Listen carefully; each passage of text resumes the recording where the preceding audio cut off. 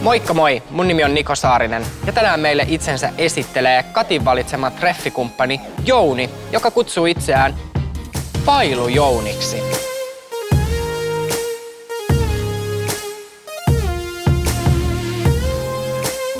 No mä oon tällainen vähän menevän viepä tuolta Vaasasta.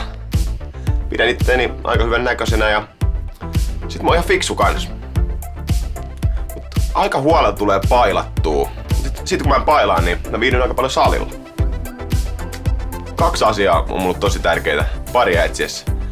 Eli se, miltä mä näytän, se kuinka kalliita vaatteita mä ostan ja se, että miltä mä tuoksun. Dödö ei voi koskaan olla liikaa. Mä vihaan sitä, jos jengi haisee. Ja aika moni haisee. Ehkä just sen takia mä en ookaan löytänyt tyttöystävää. Anyway. Laavis. Lol. Tervetuloa Jouni. Haluaisitko sä kertoa meille, että miksi sä valittit Katin just sun treffikumppaniksi? No mä valitsin Katin, koska se oli kans yliherkkä hajuille tai jotain. Niin siis Katihan kärsii tuoksuyliherkkyydestä. Sä käytät todella paljon dödöä. Näillä mennään. Sä tuoksutapout kilometrien päähän. Sanoit sä just, että mä haisen.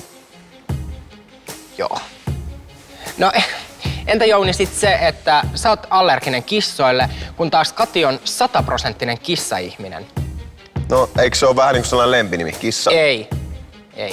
Hei, älä on noin negatiivinen. Chill. Nyt homma alkaa olemaan melko skutsissa. No mutta ensi jaksossa me tsekataan, että mitä näistä treffeistä oikein tulee.